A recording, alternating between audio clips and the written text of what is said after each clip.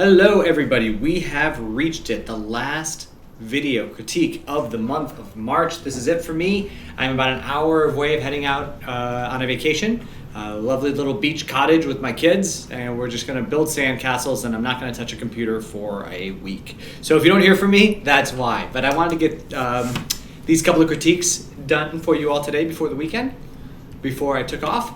So we've got an update here, and for both of these, I just want to bring up the originals and where we've progressed to.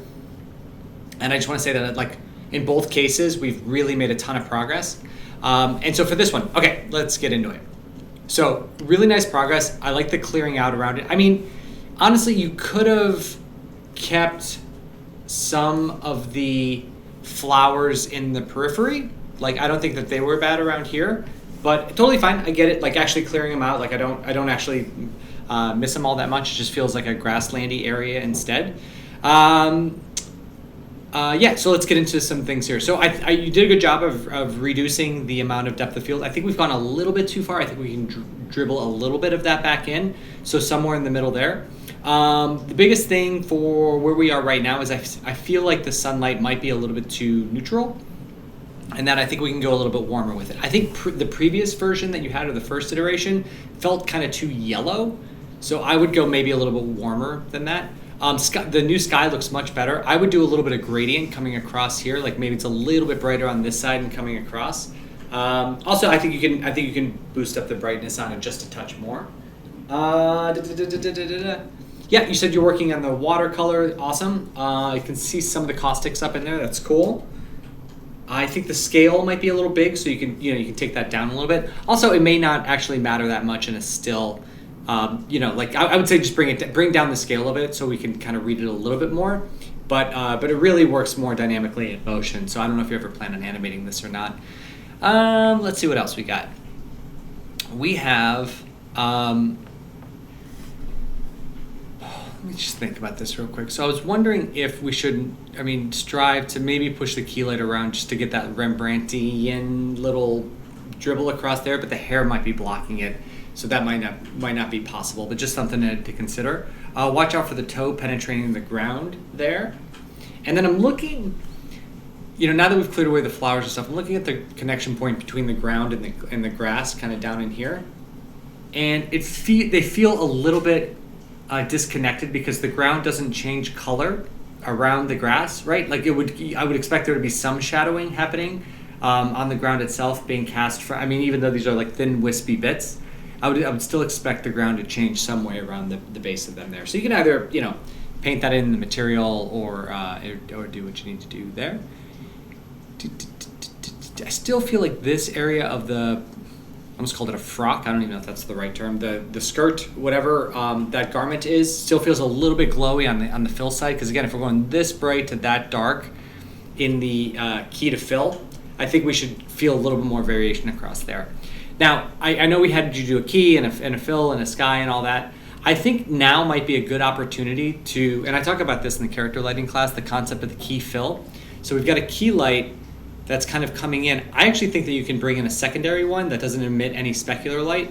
It just kind of like helps ease this transition across, because it does feel like a pretty harsh line there. I think we can soften that up a little bit.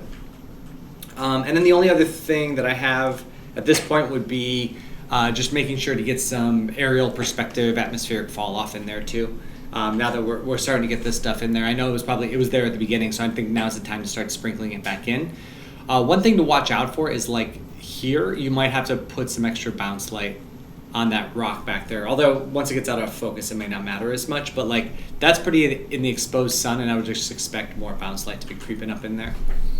Yeah, so that is it for this guy. And the only reason why, and also the goal, I should mention this. So the goal of the depth of field a little bit is that there are a lot of very small shapes in the background.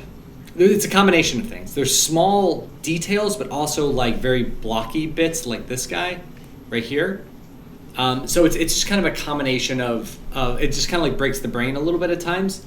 And so like same thing here, we've got like lots of little micro detail in the rock, but then it also has like this straight edge there. So just blurring that back with a little depth of field ought to help soften that detail a little bit more. Also, I just think it's just, with all that small detail in the background, like all the leaves, all the moss, all the craggy rock stuff, it just helps bring the character a little bit more forward. So really nice job overall on this one. Yeah, really making really good progress here. I'm excited to see where you go with it. All right, this guy. Let's go ahead and take a look at the original, the OG. There we go, making big time progress here. So much better. Really, really, really want to applaud all the effort that you put into this. You really put in the work to really elevate this to another level, and I want to commend you for that. I think you're doing a fantastic job. We're down to like the final stretch. Again, we talked about eye notes yesterday. You got the eyes going on here. I think that looks a lot better. Again, just super duper minor stuff. This eye now feels a little bit on the green side. I would just like desaturate that. Same thing on the screen right side of that one. Just a little bit of desaturation there. I would take down the saturation on the cup just a bit more. That hot pink feels a little out of character for the scene. And then I'm actually fine with the screen right eye of the girl. I know that's like very busy and it's probably busier than I would have made it, but I think it all just kind of makes sense. The left-hand part of the eye, like these little dots in here, I would kind of clear that up as well as the reflection on top of it. Just kind of like, even if you have to fake it, just to get a little more because this is the eye that we're making the connection here with, right? Like this one is fine because it's in the bright area, blah, blah, blah, it's all good. This is the one we need to read because it's closer to us and the one that we need to see that. Yeah, other than that, all good. This silly one, the C is backwards there, and I would watch to make sure that block isn't penetrating into that guy. All right. That's it, everybody. That's it for me this month. I will be back later this year. But in the meantime, like I said, I'll be out of offline for a week or so. But I will be back soon to see how you all are progressing on all of these. So congratulations, everyone. Another month done, and you all are making incredible progress. It's so inspiring to be a part of this community and to be a part of this group. And I just am so thrilled that I get to work with you. That I've had the opportunity to work with you all this past month, and I'm going to get to do it again later this year. So until then, I will talk to you all very soon. All right, happy lighting, everybody.